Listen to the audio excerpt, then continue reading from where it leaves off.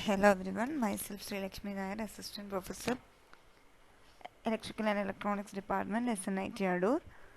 Today I am going to discuss about the topic remaining part of the University Question Paper, April 2018. നമ്മൾ ഇതിനു മുമ്പുള്ള lecture വീഡിയോയിലൊക്കെ നമ്മൾ April 2018 university question paper solve ചെയ്യുകയായിരുന്നു. അപ്പോൾ part 1 and part 2 lecture video എല്ലാവരും കണ്ടെന്ന് കരുതുന്നു. അപ്പോൾ നമ്മൾ അതിൻ്റെ റിമൈനിങ് ടോപ്പിക്സ് ആണ് കവർ ചെയ്യുന്നത്. നമുക്ക് സ്ലൈഡിലേക്ക് പോവാം. കണ്ടൻസ് എന്ന് പറഞ്ഞാൽ പ്രീവിയസ് ഇയർ യൂണിവേഴ്സിറ്റി നമ്മുടെ ഏപ്രിൽ പാർട്ട് എ നമ്മൾ കംപ്ലീറ്റ് ചെയ്തിട്ടുണ്ടായിരുന്നു. 2 ലെക്ചർ വീഡിയോയിലൂടെ 8 ക്വസ്റ്റ്യൻസ് നമ്മൾ ഓൾറെഡി കംപ്ലീറ്റ് ചെയ്തു.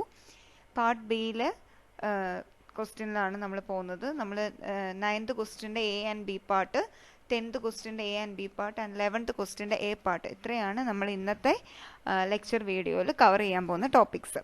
അപ്പം 9th ക്വസ്റ്റ്യൻ്റെ എ ആൻഡ് ബി പാർട്ട് എന്ന് പറഞ്ഞു കഴിഞ്ഞാൽ എ പാർട്ടിന് 3 മാർക്സും ബി പാർട്ടിന് 7 മാർക്കുമാണ്. 10th ക്വസ്റ്റ്യൻ്റെ A part 3 mark, B part എന്ന് പറയുന്നത് 7 മാർക്ക്. 11th ക്വസ്റ്റ്യൻ്റെ എ പാർട്ട് 4 മാർക്ക്. അപ്പം ടോട്ടൽ 10 + 10 + 4, അതായത് 24 മാർക്സിൻ്റെ ക്വസ്റ്റ്യൻ ആണ് നമ്മൾ ഇന്ന് ഇവിടെ കവർ ചെയ്യുന്നത്. അപ്പം ഫസ്റ്റ് ക്വസ്റ്റ്യൻ തന്നെ നമുക്ക് നോക്കാം. 9th ക്വസ്റ്റ്യൻ, അതിൻ്റെ എ പാർട്ട് എന്ന് പറഞ്ഞാൽ differentiate between passive and active load torque and give examples of each. അതായത് പാസീവ് ലോ ടോർക്ക് എന്താണെന്നും ആക്റ്റീവ് ലോ ടോർക്ക് എന്താണെന്നുള്ളതിൻ്റെ അത് തമ്മിലുള്ളൊരു അത് തമ്മിലുള്ള ഡിഫറൻസ് ആണ് ചോദിച്ചിരിക്കുന്നത്. ഗീവ് എക്സാമ്പിൾ, അതിൻ്റെ എക്സാമ്പിളും ചോദിച്ചിട്ടുണ്ട്. അപ്പോൾ ഇതിൻ്റെ സ്കീം ഓഫ് ഇവാലുവേഷൻ എങ്ങനെയാണെന്ന് വെച്ച് കഴിഞ്ഞാൽ പാസീവ് ആൻഡ് ആക്റ്റീവ് ലോ ടോർക്കിനെ പറ്റി എക്സ്പ്ലെയിൻ ചെയ്യുക. അതിന് 2 മാർക്സ്, അതായത് 1 മാർക്ക് ഈച്ച് ആണ്. എക്സാമ്പിളും 1 മാർക്ക്. അങ്ങനെയാണ് ഇതിന് 3 മാർക്ക് തന്നിരിക്കുന്നത്. അപ്പം പാസീവ് ലോ ടോർക്കിൻ്റെ എക്സാമ്പിൾ എഴുതിയാൽ 1/2 മാർക്ക് കിട്ടും. ആക്റ്റീവ് ലോ ടോർക്കിൻ്റെ എക്സാമ്പിൾ എഴുതിയാൽ എഗെയിൻ 1/2 മാർക്ക് കിട്ടും. അങ്ങനെയാണ് അതിന് 1 മാർക്ക് പോകുന്നത്. പാസീവ് ആൻഡ് ആക്റ്റീവ് ലോ ടോർക്കിൻ്റെ എക്സ്പ്ലനേഷൻ എഴുതി കഴിഞ്ഞാൽ 1 മാർക്ക് ഈച്ച്. ഇപ്പം നമുക്ക് ഓൾറെഡി നിങ്ങളുടെ ഫസ്റ്റ് മൊഡ്യൂൾ ഞാൻ പഠിപ്പിച്ച സമയത്ത് നിങ്ങൾക്ക് ഞാൻ നോട്ട് തന്നിട്ടുണ്ടായിരുന്നു. ഓൾറെഡി ക്ലാസ്സിൽ ഡിസ്കസ് ചെയ്തതാണ് എന്താണ് ആക്റ്റീവ് ലോ ടോർക്ക് എന്നും എന്താണ് പാസീവ് ലോ ടോർക്ക് എന്നും. അപ്പം ക്ലാസിഫിക്കേഷൻ ഓഫ് ലോ ടോർക്കിനെ നമ്മൾ ബ്രോഡ്ലി ലോ ടോർക്കിനെ 2ആയിട്ട് ക്ലാസിഫൈ ചെയ്തിട്ടുണ്ട്. ആക്റ്റീവ് ലോ ടോർക്ക് എന്നും പാസീവ് ലോ ടോർക്ക് എന്നും. ആക്റ്റീവ് ലോ ടോർക്ക് എന്ന് പറഞ്ഞു കഴിഞ്ഞാൽ എന്താണ്? Load torque which has a potential to drive the load under equilibrium conditions are called active load torque. Equilibrium കണ്ടീഷൻസിൽ ഡ്രൈവ് ചെയ്യാനുള്ള, ഇക്വിലിബ്രിയം പൊസിഷനിൽ ലോഡിനെ ഡ്രൈവ് ചെയ്യാനുള്ള പൊട്ടൻഷ്യൽ ഉള്ള ടോർക്കിനെയാണ് നമ്മൾ, അങ്ങനത്തെ ലോ ടോർക്കിനെയാണ് നമ്മൾ ആക്റ്റീവ് ലോ ടോർക്ക് എന്ന് പറയുന്നത്. ഇങ്ങനെയുള്ള ലോ ടോർക്കിൻ്റെ ഒരു പ്രത്യേകത എന്താണെന്ന് വെച്ച് കഴിഞ്ഞാൽ ഡ്രൈവിൻ്റെ ഡയറക്ഷൻ ഓഫ് റൊട്ടേഷൻ റിവേഴ്സ് ചെയ്ത് കഴിഞ്ഞാൽ പോലും സൈൻ എന്ത് ചെയ്യും? അത് റിട്ടൈൻ ചെയ്യും. അതായത് such load torque retain the sign even if drive rotation is reverse. ഡ്രൈവിൻ്റെ റൊട്ടേഷൻ റിവേഴ്സ് ചെയ്ത് കഴിഞ്ഞാൽ പോലും അങ്ങനത്തെ ലോ ടോർക്ക് എന്ത് റിട്ടൈൻ ചെയ്യും? അതിൻ്റെ സൈൻ റിട്ടൈൻ ചെയ്യും. അതിനൊരു എക്സാമ്പിൾ എന്ന് പറഞ്ഞു കഴിഞ്ഞാൽ ഗ്രാവിറ്റേഷണൽ ഫോഴ്സ്. ഞാൻ ഓൾറെഡി ക്ലാസ്സിൽ പഠിപ്പിച്ചപ്പോൾ പറഞ്ഞിരുന്നു, ഗ്രാവിറ്റേഷണൽ ഫോഴ്സിൻ്റെ ഡയറക്ഷൻ എന്ന് പറഞ്ഞാൽ എപ്പോഴും എന്താണ്? മുകളിൽ നിന്ന്, അതായത് മുകളിൽ നിന്ന് വസ്തു താഴേക്കേ പോകത്തുള്ളൂ ഗ്രാവിറ്റേഷണൽ ഫോഴ്സിൻ്റെ എഫക്റ്റ് കാരണം. അപ്പോൾ അതിൻ്റെ സൈൻ ഒരിക്കലും എന്ത് ചെയ്യത്തില്ല, എന്തൊക്കെ ഡയറക്ഷനോ റിവേഴ്സ് ചെയ്തെന്ന് കഴിഞ്ഞാലും, ഡയറക്ഷൻ ഓഫ് റൊട്ടേഷൻ റിവേഴ്സ് ചെയ്തെന്ന് പറഞ്ഞു കഴിഞ്ഞാലും നമ്മുടെ ഗ്രാവിറ്റേഷണൽ ഫോഴ്സിൻ്റെ സൈൻ എന്ത് ചെയ്യത്തില്ല, ഒരിക്കലും ചേഞ്ച് ചെയ്യില്ല. ഇനിയും രണ്ടാമത്തെ ടൈപ്പ് എന്ന് പറഞ്ഞാൽ പാസീവ് ലോ ടോർക്ക് ആണ്. Passive load torque is the load torque which always oppose the motion. Motion ഏത് ഡയറക്ഷൻ ആണോ, മോഷൻ്റെ ഡയറക്ഷനെ ഒപ്പോസ് ചെയ്യുന്ന ലോ ടോർക്കാണ് പാസീവ് ലോ ടോർക്ക് എന്ന് പറഞ്ഞാൽ. അപ്പം അതിൻ്റെ ഒരു പ്രത്യേകത എന്ന് പറഞ്ഞാൽ എന്തായിരിക്കും? They change the sign on reversal of drive rotation. റൊട്ടേഷൻ്റെ ഡയറക്ഷൻ അല്ലെങ്കിൽ ഡ്രൈവ് റൊട്ടേഷൻ റിവേഴ്സ് ചെയ്യുന്ന അനുസരിച്ച് അതിൻ്റെ സൈൻ എന്ത് ചെയ്യും? ചേഞ്ച് ചെയ്തുകൊണ്ടിരിക്കും. അതിന് എക്സാമ്പിൾ പറഞ്ഞു കഴിഞ്ഞാൽ ഫ്രിക്ഷനും വിൻറ്റേജ് ടോർക്കും ഒക്കെ. നമുക്കറിയാം ഫ്രിക്ഷൻ എന്നൊക്കെ പറഞ്ഞു കഴിഞ്ഞാൽ എന്താണ്? ഇപ്പം ഫ്രിക്ഷൻ്റെ എഫക്റ്റ് കൊണ്ടാണ് വണ്ടി, ഇപ്പോൾ ഒരു വണ്ടി നമ്മുടെ റോഡിലൂടെ ഓടുകയാണെങ്കിൽ ഫ്രിക്ഷൻ്റെ എഫക്റ്റ് കാരണമാണ് അത്, അതായത് എന്താ, തെന്നി മാറി പോവാതിരിക്കുന്നത്, അതായത് വിയർ ആൻഡ് ടിയർ ഒന്നും സംഭവിക്കാതിരിക്കുന്നത് അത് എന്തുകൊണ്ടാണ്? ഫ്രിക്ഷൻ ഉള്ളത് കൊണ്ടാണെന്ന് പറയും. അതുപോലെ തന്നെയാണ് വിൻറ്റേജ് ടോർക്ക്. അതായത് നമ്മളൊരു മോട്ടർ റൺ ചെയ്യുവാണെങ്കിൽ ആ മോട്ടർ സുഖമായി ഓടാൻ വേണ്ടി, അതായത് മോട്ടർ ഏത് ഡയറക്ഷനാണോ ഓടുന്നത് അതിനെ ഒപ്പോസ് ചെയ്തുകൊണ്ട് ഒരു വിൻറ്റേജ് ടോർക്ക് ഉണ്ടാവുന്നുണ്ട്, അല്ലെങ്കിൽ ഒരു വിൻറ്റേജ് ഫോഴ്സ് ഉണ്ടാവുന്നുണ്ടെന്ന് നമ്മൾ ഓൾറെഡി പഠിച്ചു. അപ്പം ഈ ഫ്രിക്ഷൻ എന്ന് പറയുന്നതും വിൻറ്റേജ് ടോർക്ക് എന്ന് പറയുന്നതും എന്താണ്? എന്ത് ടൈപ്പ് ലോ ടോർക്കാണ്? It's a passive type load ടോർക്കാണ്. അതുപോലെ തന്നെ അത് എന്താ ചെയ്യുന്നതെന്ന് പറഞ്ഞു കഴിഞ്ഞാൽ മോഷനെ, ഡയറക്ഷൻ ഓഫ് മോഷനെ അത് ഒപ്പോസ് ചെയ്യുകയാണ് ചെയ്യുന്നത്, അല്ലെങ്കിൽ ഏത് ഡയറക്ഷനിലാണോ ഡ്രൈവ് റൊട്ടേറ്റ് ചെയ്യുന്നത് ആ ഡ്രൈവിൻ്റെ ഡയറക്ഷനെ ഒപ്പോസ് ചെയ്യുന്ന ലോ ടോർക്കുകളാണ് ഫ്രിക്ഷണൽ ലോ ടോർക്കുകളും വിൻറ്റേജ് ലോ ടോർക്കുകളും. ഓൾറെഡി നമ്മൾ ഫ്രിക്ഷൻ ടോർക്കും വിൻറ്റേജ് ടോർക്കും ഒക്കെ ക്ലാസിഫിക്കേഷനകത്തിൽ നമ്മൾ എക്സ്പ്ലെയിൻ ചെയ്തതാണ് ഡീറ്റെയിൽഡ് ആയിട്ട്.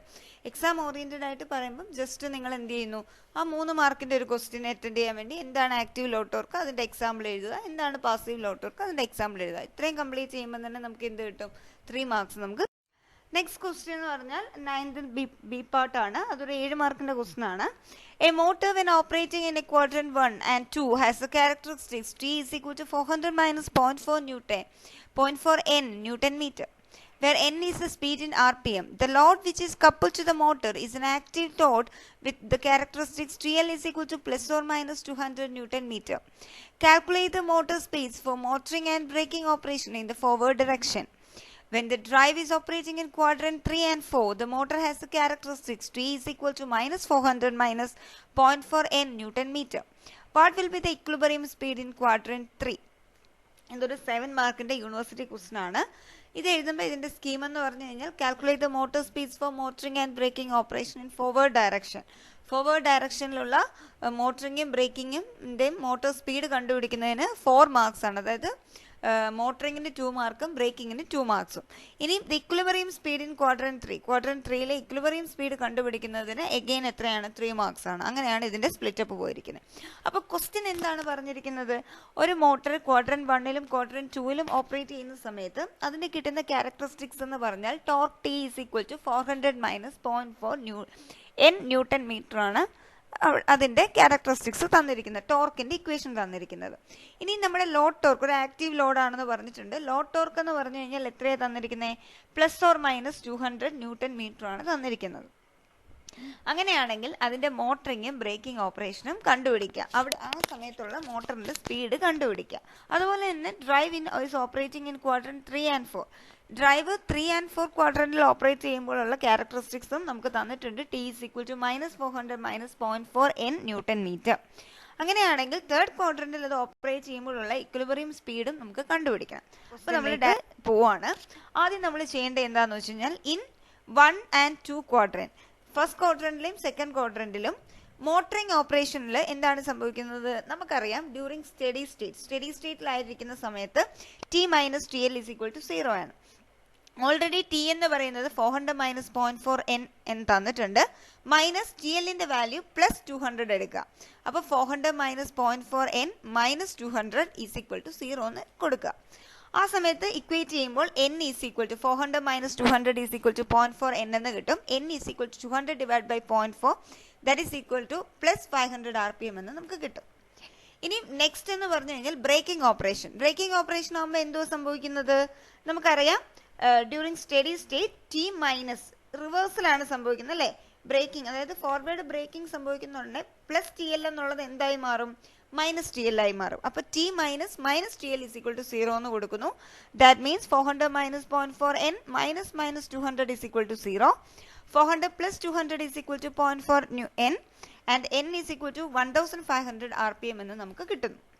അപ്പം ബ്രേക്കിംഗ് ഓപ്പറേഷനും മോട്ടറിംഗ് ഓപ്പറേഷനും മനസ്സിലായെന്ന് വിചാരിക്കുന്നു. മോട്ടറിംഗ് ഓപ്പറേഷൻ ചെയ്യാൻ ഇക്വേഷൻ അതുപോലെ തന്നെ കൊടുക്കുക, T minus T L is equal to 0.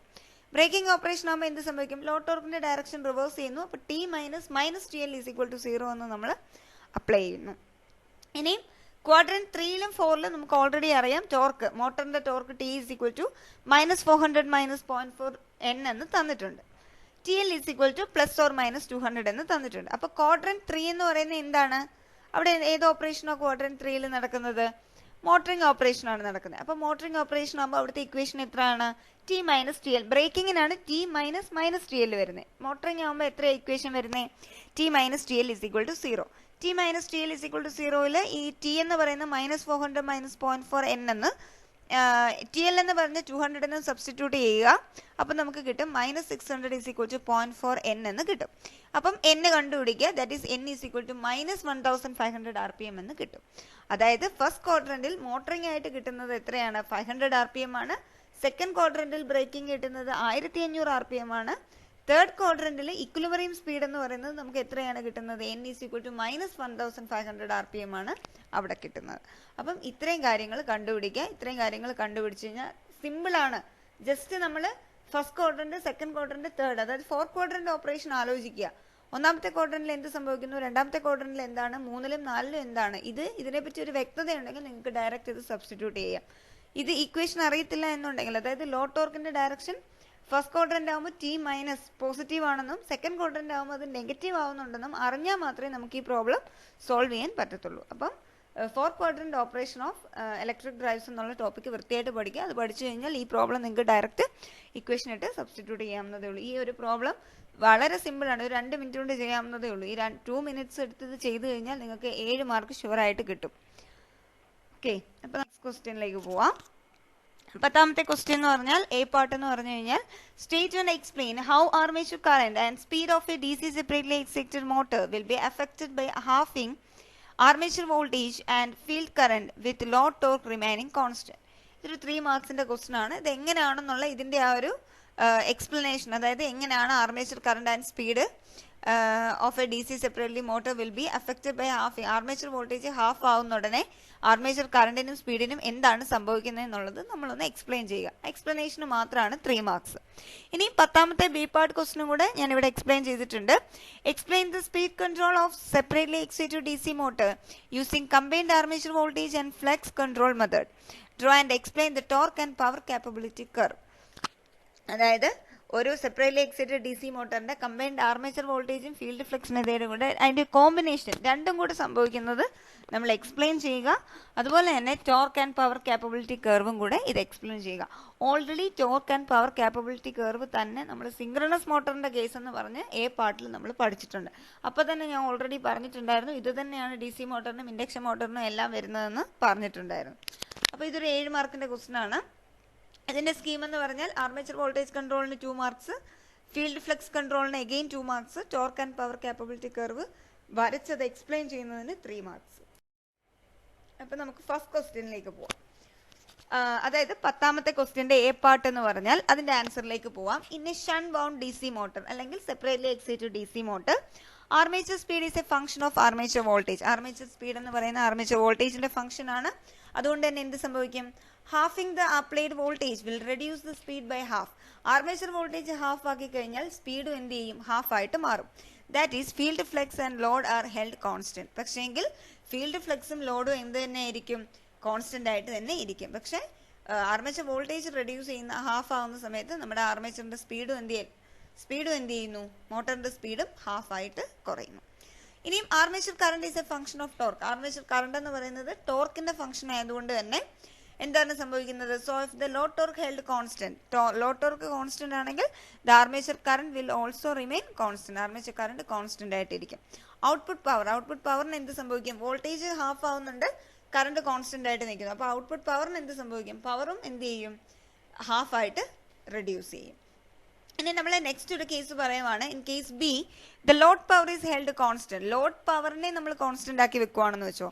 മറ്റേ നമ്മൾ ലോഡ് ടോർക്കാണ് പറഞ്ഞത്. ലോഡ് പവറിനെ കോൺസ്റ്റന്റ് ആക്കി വെക്കുവാണെങ്കിൽ എന്ത് സംഭവിക്കും, field flux is held constant and armature voltage is reduced by half.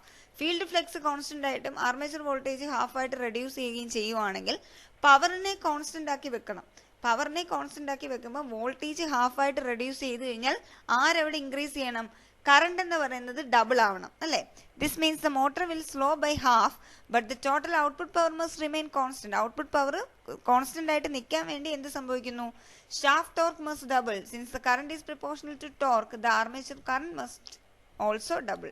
അപ്പം ഷാഫ്റ്റ് ടോർക്ക്, അതായത് സ്പീഡ് കുറയുന്ന സമയത്ത് പവർ കോൺസ്റ്റന്റ് ആയി നിൽക്കാൻ വേണ്ടി ഷാഫ്റ്റിൽ ഉണ്ടാകുന്ന ടോർക്ക് എന്ത് സംഭവിക്കുന്നു, ഡബിൾ ആവുന്നു. നമുക്കറിയാം ആർമേച്ചർ കറന്റും ടോർക്കും എന്ന് പറയുന്നത് ഡയറക്ട്ലി പ്രൊപ്പോർഷണൽ ആണെന്നറിയാം. അതുകൊണ്ട് തന്നെ സ്പീഡ്, അതായത് ആർമേച്ചർ വോൾട്ടേജ് ഹാഫ് ആവുന്ന സമയത്ത് പവറിനെ കോൺസ്റ്റന്റ് ആക്കാൻ വേണ്ടി നമ്മൾ ആർമേച്ചർ കറണ്ടിനെ എന്ത് ചെയ്യണം, ഡബിൾ ചെയ്യണം.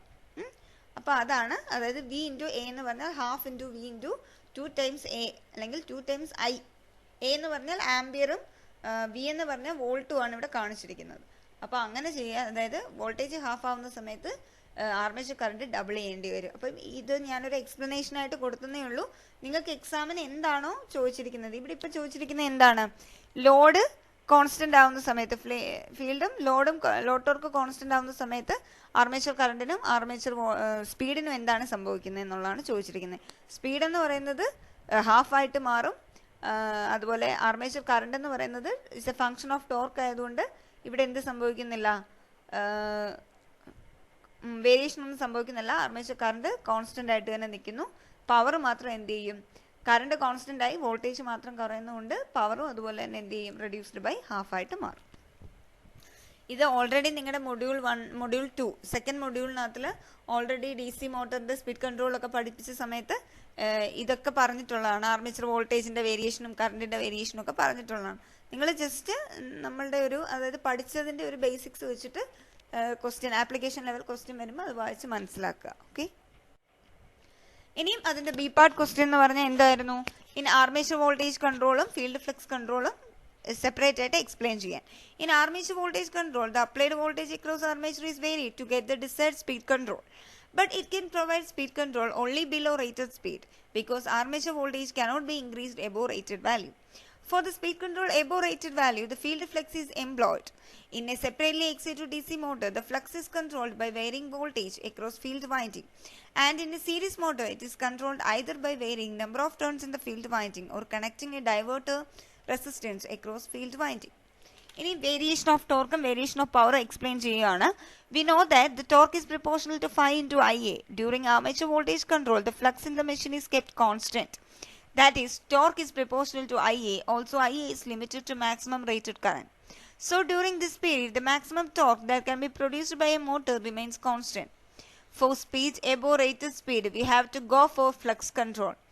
Here, as flux phi changes, the speed increases and torque decreases. Variation of power ആണ് ഇനി എക്സ്പ്ലെയിൻ ചെയ്യുന്നത്. The power P is equal to V into I. During armature voltage control, as V varies, the power also varies. During flux control, speed above rated speed, the V is maintained constant at rated value. So, power is proportional to current I. And since maximum value of current is limited to rated value, the maximum power that can be produced by the motor remains constant. Already ഞാൻ ഇത് നിങ്ങളെ second module പഠിപ്പിച്ച സമയത്തും അതുപോലെ induction motor പഠിപ്പിച്ച സമയത്തും ഒക്കെ ഈ കാര്യം തന്നെ, അതായത് ബിലോ ദ ബേസ് സ്പീഡിലെ എബോ ദ സ്പീഡിലെ കാര്യങ്ങൾ കുറേ തവണ എക്സ്പ്ലെയിൻ ചെയ്തിട്ടുണ്ട്. നിങ്ങൾ ആ വീഡിയോ കാണുക, എന്തെങ്കിലും ഡൗട്ട് ഉണ്ടെങ്കിൽ ചോദിക്കാം. ഇനിയും power and torque capability curve ആണ്. ഇതാണ് പവർ ആൻഡ് ടോർക്ക് കാപ്പബിലിറ്റി. ഇത് മാക്സിമം അലോബിൾ ടോർക്കും മാക്സിമം സ്പീഡും വെച്ചിട്ടുള്ള ഒരു power and torque capability region ആണ് കാണിച്ചിരിക്കുന്നത്. ഇത് മാക്സിമം അലോബിൾ പവറും മാക്സിമം സ്പീഡും തമ്മിലുള്ളതാണ് കാണിച്ചിരിക്കുന്നത്.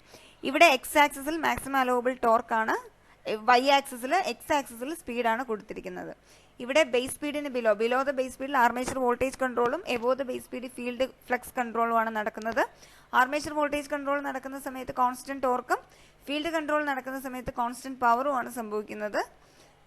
ഇത് തന്നെയാണ് പവർ. ഇവിടെ നമ്മൾ വൈ ആക്സിസിൽ ടോർക്ക് കാണിച്ചിട്ടുണ്ട്, ഇവിടെ വൈ ആക്സിസിൽ പവർ കാണിച്ചിട്ടുണ്ട്. അതാണ് ടോർക്ക് കാപ്പബിലിറ്റി കർവും പവർ കാപ്പബിലിറ്റി കർവുമാണ് ഈ കാണിച്ചിരിക്കുന്നത്. ഇത്രയും എക്സ്പ്ലെയിൻ ചെയ്യുക. അപ്പോൾ ഇതിനാണ് നമുക്ക് മൊത്തത്തിൽ 7 മാർക്ക്. ഇത്രയും കാര്യങ്ങൾ ഡീറ്റെയിൽഡ് ആയിട്ട് എഴുതിയാൽ മതി. ഇനി എന്താണ് കമ്പൈൻഡ് ആർമേച്ചർ വോൾട്ടേജ് കൺട്രോളും ഫീൽഡ് കൺട്രോൾ എന്ന് പറഞ്ഞു കഴിഞ്ഞാൽ ഇതാണ് കമ്പൈൻഡ് ആർമേച്ചർ വോൾട്ടേജ് കൺട്രോളും ഫീൽഡ് കൺട്രോളും. അതായത് നമ്മൾ സ്പീഡ് ഇൻക്രീസ് ചെയ്ത് വരുമ്പോൾ ബേസ് സ്പീഡിന് താഴെയാണെങ്കിൽ അവിടെ ആർമേച്ചർ വോൾട്ടേജ് കൺട്രോൾ നടക്കുന്നു. ബേസ് സ്പീഡിന് എബോ ആണെങ്കിൽ അവിടെ നമ്മൾ ആർമേച്ചർ വോൾട്ടേജിനെ നമുക്ക് കൺട്രോൾ ചെയ്യാൻ പറ്റത്തില്ല, കോൺസ്റ്റന്റ് ആയി. അതുകൊണ്ട് അവിടെ എന്ത് നടക്കുന്നു, ഫീൽഡ് ഫ്ലക്സ് കൺട്രോൾ നടക്കുന്നു. ഇത് നിങ്ങൾക്ക് നിങ്ങളുടേതായ രീതിയിൽ എക്സ്പ്ലെയിൻ ചെയ്യുക. ഓക്കെ, നെക്സ്റ്റ് ക്വസ്റ്റ്യൻ എന്ന് പറഞ്ഞാൽ draw and explain the speed torque curves of a fan load and traction load. Fan ലോഡിന്റെയും ട്രാക്ഷൻ ലോഡിന്റെയും സ്പീഡ് ടോർക്ക് കർവ് എക്സ്പ്ലെയിൻ ചെയ്യാനാണ് ചോദിച്ചിരിക്കുന്നത്.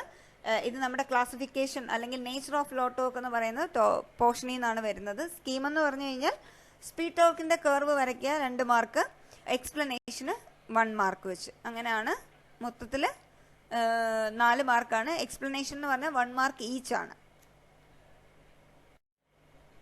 അപ്പം നമ്മൾ ആദ്യം ഫാനിന്റെ ആണ്. The torque is a function of speed ആണ്. അതിന് എക്സാമ്പിൾ എന്ന് പറഞ്ഞാൽ fan, compressor, pump etcetera are the examples of the case where low torque is a function of omega M. Torque എന്ന് പറയുന്നത് ഒമേഗ എമ്മിന്റെ ഫംഗ്ഷൻ ആയിട്ട് സ്ക്വയർ ആയിട്ടാണ് വരുന്നത്. Torque is equal to omega M square അല്ലെങ്കിൽ torque is proportional to omega M square എന്ന് വരും. അതാണ് ഈ കർവ് വരച്ചിരിക്കുന്നത്.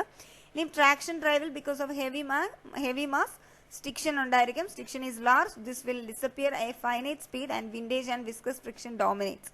ഇതാണ് അതിന്റെ എക്സ്പ്ലനേഷൻ. ഇവിടെ എന്താണ് സംഭവിക്കുന്നതെന്ന് പറഞ്ഞാൽ ട്രാക്ഷൻ പർപ്പസിലായതുകൊണ്ട് ഹെവി മാസിനെ ഡ്രൈവ് ചെയ്യേണ്ടതുകൊണ്ട് എന്ത് സംഭവിക്കുന്നു, സ്റ്റിക്ഷൻ എന്ന് പറഞ്ഞാൽ എന്താണ്, സീറോ സ്പീഡിലുള്ള ഫ്രിക്ഷനെയാണ് നമ്മൾ എന്തെന്ന് പറയുന്നത്, സ്റ്റിക്ഷൻ അല്ലെങ്കിൽ സ്റ്റാറ്റിക് ഫ്രിക്ഷൻ എന്ന് പറയുന്നത്. അപ്പോൾ സീറോ സ്പീഡിന്റെ സമയത്ത് ഹെവി മാസിനെ നമുക്ക് ഡ്രൈവ് ചെയ്യേണ്ടതുകൊണ്ട് എന്ത് സംഭവിക്കുന്നു, അവിടെ ഒരു ലാർജ് ടോർക്ക് നമുക്ക് കൊടുക്കേണ്ടി വരുന്നു. ആ ഒരു ലാർജ് ടോർക്ക് ഉണ്ടെങ്കിൽ മാത്രമേ എന്ത് ചെയ്യത്തുള്ളൂ, ആ ഹെവി മാസിനെ നമുക്ക് ഡ്രൈവ് ചെയ്യാൻ പറ്റത്തുള്ളൂ. അത് കഴിഞ്ഞ്, അതായത് ഇപ്പം ഒരു എക്സാമ്പിൾ, ട്രാക്ഷൻ ഒരു എക്സാമ്പിൾ പറഞ്ഞു കഴിഞ്ഞാൽ ട്രെയിൻ അനങ്ങാതെ സ്റ്റാൻഡ് സ്റ്റിൽ കണ്ടീഷനിൽ കിടക്കുന്ന സമയം, പക്ഷെ ട്രെയിൻ ഭയങ്കര ഹെവി ആയിട്ടുള്ളൊരു മാസാണ്. അപ്പോൾ ആ ഹെവി ആയിട്ടുള്ളൊരു മാസിനെ നമ്മൾ ഡ്രൈവ് ചെയ്യണം എന്നുണ്ടെങ്കിൽ നമ്മൾ 10 പേര് വിളിച്ച് ട്രെയിൻ തള്ളിയിട്ടൊന്നും അല്ല അത് സ്റ്റാർട്ട് ചെയ്യുന്നത്. അതിനകത്ത് ഉപയോഗിച്ചിട്ടുള്ളതൊരു DC സീരീസ് മോട്ടർ ആയതുകൊണ്ട് എന്ത് സംഭവിക്കുന്നു, അതിന് ഹൈ സ്റ്റാർട്ടിംഗ് ടോർക്ക് ഉണ്ട്. അപ്പം DC സീരീസ് മോട്ടർ വെച്ച് കഴിഞ്ഞാൽ നമുക്ക് ഹൈ സ്റ്റാർട്ടിംഗ് ടോർക്ക് ഉള്ളതുകൊണ്ട് തന്നെ നമ്മുടെ ട്രെയിൻ സീറോ സ്പീഡിൽ കിടക്കുന്ന സമയത്തും അതിന് എന്താണുള്ളത്, അതിന് large amount of friction torque ഉണ്ട്. ആ large amount of friction torque കാരണം എന്ത് സംഭവിക്കുന്നു, ആ ഹെവി മാസിനെ അതിന് പുള്ളി ചെയ്യാൻ പറ്റുന്നു. പുള്ളി ചെയ്ത് കഴിഞ്ഞ് അത് ട്രെയിൻ സ്റ്റാർട്ട് ചെയ്യുന്ന കണ്ടില്ലേ, ട്രെയിൻ സ്റ്റാർട്ട് ചെയ്ത് കുറച്ച് ചെറിയ പതുക്കെ അത് അതിൻ്റെ ഒരു ഫിക്സഡ് സ്പീഡിലേക്ക് അല്ലെങ്കിൽ ഒരു സ്റ്റഡി സ്റ്റേറ്റ് സ്പീഡിലേക്ക് അത് എത്തിക്കഴിഞ്ഞാൽ എന്ത് സംഭവിക്കും, ഈ ടോർക്ക് അല്ലെങ്കിൽ ഈ ഫ്രിക്ഷൻ കാരണം ഉണ്ടാവുന്ന ടോർക്ക് എന്ന് പറയുന്നത് നമുക്ക് റെഡ്യൂസ് ചെയ്യാൻ പറ്റും. അപ്പം സ്റ്റിക്ഷൻ എന്ന് പറയുന്നത് ലാർജ് ആയിരിക്കും. അത് കഴിഞ്ഞ് ട്രെയിൻ ഓടിത്തുടങ്ങുമ്പോൾ അത് നോർമൽ സ്പീഡ് ഗ്രാജുവലി അറ്റൈൻ ചെയ്ത് കഴിയുമ്പോൾ ആ സമയത്ത് എന്തായിരിക്കും സംഭവിക്കുന്നത്, ആ സമയത്ത് നമ്മുടെ ടോർക്ക് കുറവായിരിക്കും. അത് സ്പീഡ് അറ്റൈൻ ചെയ്ത് കഴിഞ്ഞാൽ നമുക്ക് സ്റ്റിക്ഷനെ നമുക്ക് റെഡ്യൂസ് ചെയ്യാൻ പറ്റും. അവിടെ പിന്നെ എന്താണ്, ട്രെയിൻ ഓടിത്തുടങ്ങുമ്പോൾ വിസ്കസ് ഫ്രിക്ഷനും വിൻറ്റേജ് ടോർക്കും ഒക്കെ ആയിരിക്കും അവിടെ സ്റ്റിക്ഷനെ ഡോമിനേറ്റ് ചെയ്യുന്നത്. എന്നാൽ സ്റ്റാൻഡ് സ്റ്റിൽ കണ്ടീഷനിൽ because of the heavy mass stiction ആയിരിക്കും ലാർജ് ആയിട്ടുള്ളത്. അപ്പോൾ അതാണ് ട്രാക്ഷൻ ഡ്രൈവിലെ എക്സാമ്പിളായിട്ട് എക്സ്പ്ലനേഷനായിട്ട് നമ്മൾ കൊടുക്കേണ്ടത്. അതിൻ്റെ കർവ്, അതായത് എങ്ങനെയായിരിക്കും അതിൻ്റെ നേച്ചർ ഓഫ് ദ കർവ് എന്നുള്ളതാണ് ഈ കാണിച്ചിരിക്കുന്നത്. ഇവിടുത്തെ ഈ പൊസിഷനാണ് നമ്മൾ സ്റ്റിക്ഷൻ എന്ന് പറയുന്നത്. സ്റ്റിക്ഷൻ്റെ സമയത്ത് ഈ കർവ് നോക്കിക്കഴിഞ്ഞാൽ അറിയാം, സീറോ സ്പീഡിലാണ് ടോർക്ക് കൂടുതൽ അല്ലേ. അത് കഴിഞ്ഞ് കുറച്ച് കഴിഞ്ഞ് സ്പീഡ് ഇൻക്രീസ് ചെയ്ത് വന്നു. ഇവിടെ കണ്ടില്ലേ, ഇത് സീറോ സ്പീഡാണ്. സ്പീഡ് ഇൻക്രീസ് ചെയ്ത് വന്നപ്പോൾ എന്ത് സംഭവിച്ചു, ഈ ടോർക്ക് കുറഞ്ഞു വന്നു. പിന്നെ പർട്ടിക്കുലർ ഒരു ഫൈനൈറ്റ് സ്പീഡ് അല്ലെങ്കിൽ ഒരു സ്റ്റഡി ആയിട്ടുള്ള സ്പീഡ് എത്തിക്കഴിഞ്ഞപ്പോൾ ആ ഫിക്സഡ് സ്പീഡിൽ എന്ത് സംഭവിച്ചു, ടോർക്ക് ഒരു സ്റ്റിക്ഷനെക്കാട്ടിലും ചെറിയൊരു വാല്യൂ മെയിൻറ്റെയിൻ ചെയ്ത് പൊക്കോണ്ടിരുന്നു. അതാണ് ട്രാക്ഷൻ ഡ്രൈവ് എന്ന് പറഞ്ഞു കഴിഞ്ഞാൽ. ഇനിയും ഇതുകൊണ്ടാണ് നമ്മൾ പണ്ട് നേരത്തെ പഠിച്ചിട്ടുണ്ട്, നിങ്ങൾ DC മോട്ടറൊക്കെ പഠിച്ചപ്പം എന്തുകൊണ്ടാണ് DC സീരീസ് മോട്ടർ ട്രെയിനിനകത്ത് അല്ലെങ്കിൽ ട്രാക്ഷൻ പർപ്പസിന് യൂസ് ചെയ്യുന്നതെന്നുള്ളത്. DC സീരീസ് മോട്ടറിന്റെ പ്രത്യേകത എന്ന് പറഞ്ഞു കഴിഞ്ഞാൽ ഹൈ സ്റ്റാർട്ടിംഗ് ടോർക്കാണ്. സ്റ്റാർട്ട് ചെയ്യുന്ന സമയത്ത് അതിന്റെ ടോർക്ക് വളരെ കൂടുതലാണ്. അപ്പോൾ ട്രെയിൻ എന്ന് പറയുന്ന അല്ലെങ്കിൽ ട്രാക്ഷൻ പർപ്പസിന് അല്ലെങ്കിൽ ട്രാക്ഷൻ ഡ്രൈവിനും വേണ്ടത് എന്താണ്, സ്റ്റാർട്ട് ചെയ്യുന്ന സമയത്ത് ടോർക്ക് കൂടുതലായിരിക്കണം, റൺ ചെയ്യുന്ന സമയത്ത് ടോർക്ക് സ്റ്റാർട്ട് ചെയ്യുന്നതിനെക്കാട്ടിലും കുറവ് മതി. അപ്പോൾ അതുകൊണ്ടാണ് നമ്മൾ DC സീരീസ് മോട്ടർ ട്രാക്ഷൻ പർപ്പസിന് യൂസ് ചെയ്യുന്നത്. വേണമെന്നുണ്ടെങ്കിൽ ഒരു ആപ്ലിക്കേഷൻ ലെവൽ ക്വസ്റ്റൻ ആയിട്ട് അങ്ങനെ വേണമെങ്കിലും ചോദിക്കാം. അപ്പോൾ അങ്ങനെ ചോദിച്ചു കഴിഞ്ഞാലും ഇത് തന്നെ